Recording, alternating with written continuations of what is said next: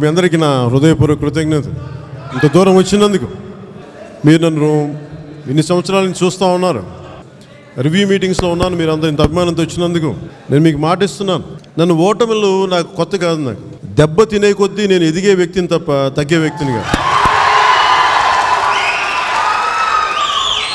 నేను 2014లో తెలంగాణలో పార్టీ పెట్టి ఆవిర్భావం అప్పుడు ఒక మాట చెప్పాను.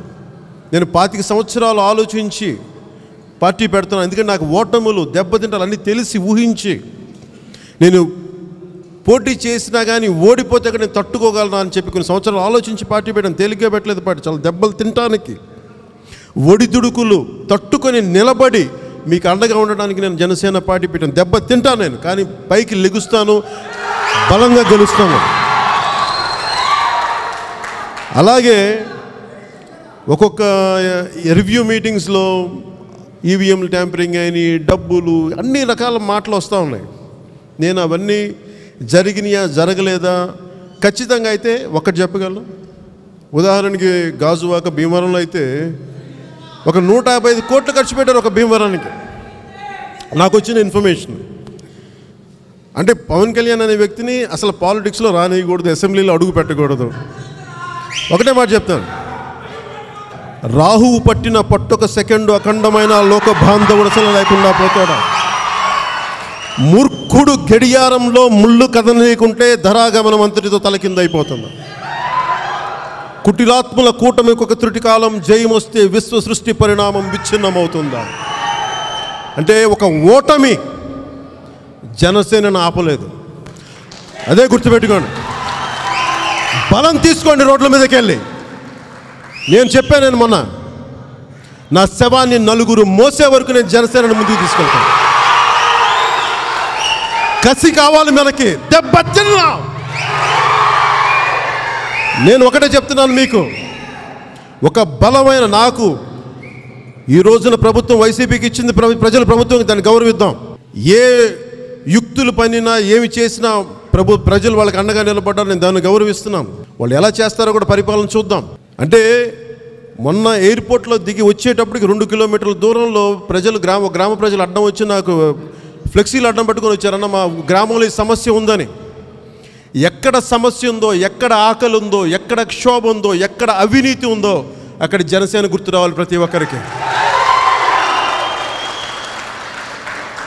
ఒక ఓటమి, ఒక మనిషి అనేవాడు ఎప్పుడు బయటకు వస్తాడంటే గెలుపులో తెలియడాడేవాడు. ఎవడు మనవాడు, ఎవడు బయటవాడు మనకు తెలియదు. ఓటమి చెప్తుంది నువ్వు నా వాడివా బయటవాడివా. లక్షల మంది వచ్చారో లేదో నాకు తెలియదు, కానీ ఇప్పుడు వచ్చిన మీరు నా గుండెలో మీకు అండగా ఉంటాను. నా జీవితం రాజకీయాలే, అది మర్చిపోకండి. నేను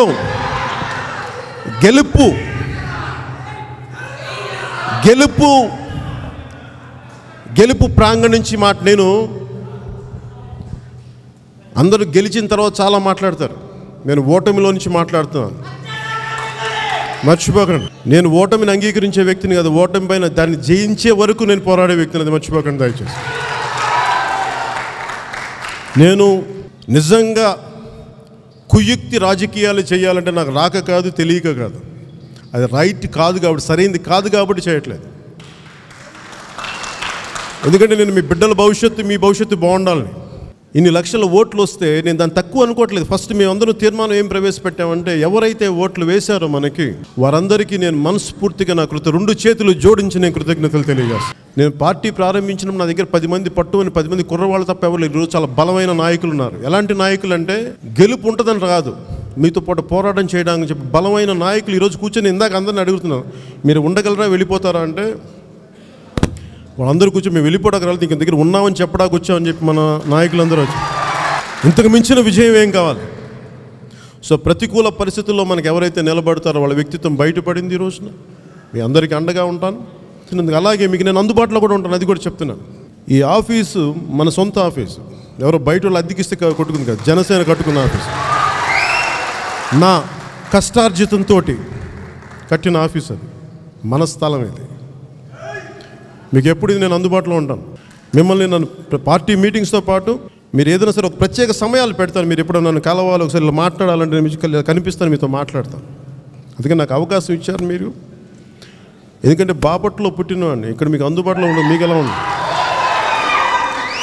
నాకు ఏం లేదు, ఇది చాలా కష్టమైన ప్రయాణం అని తెలిసి వచ్చాను రాజకీయాల్లోకి. నాకు తెలియని వాడిని కాదు. అవమానాలు, మనల్ని జోకులు వేస్తారు, మన మీద వెటకారాలు చేస్తారు, అన్నీ సిద్ధపడే దెబ్బతినడానికి. దెబ్బలు తిని ఒక శిల్పం ఎలా ఎదుగుద్ది? ఉలి దెబ్బలు తిని తిని తిని తిని అందమైన శిల్పంగా అవుద్ది. దెబ్బ పడే కొద్దీ మనలోని అద్భుతమైన శిల్పం బయటకు వస్తుంది, మర్చిపోకండి. దెబ్బ తిందాం. దెబ్బ తింటే తప్ప మన కసి రాదు. దెబ్బ తింటే తప్ప మన లోపల నుంచి శక్తి బయటికి రాదు. నేను మీకున్నాను. నాకు మీరు చేయాల్సిందే లేదు. మీరు నన్ను నమ్మండి అంతే. మీరు చూశారు కదా, ఓటమి అయిపోగానే అందరూ కుంగిపోయే వ్యక్తిని కాదు నేను. బయటకు వస్తాను, మాట్లాడతాను. నాకు పోరాటం నుంచి పారిపోతేనే నేను ఆత్మగౌరవం దెబ్బతింటదేమో, కానీ నేను దెబ్బ పడే కొద్దీ ముందుకెళ్ళే వ్యక్తిని తప్ప ఆగే వ్యక్తిని కదా. ఆ విషయం మీకు తెలియజేసుకుంటే మీకు అందరూ అండగా ఉన్నది. ప్రతి ఒక్కరికి, ఆడపడుచులందరికీ, అన్నదమ్ములందరికీ, ప్రతి ఒక్కరికి, పెద్దలందరికీ పేరు పేరున ధన్యవాదాలు. సెలవు తీసుకున్నాను. జై హింద్.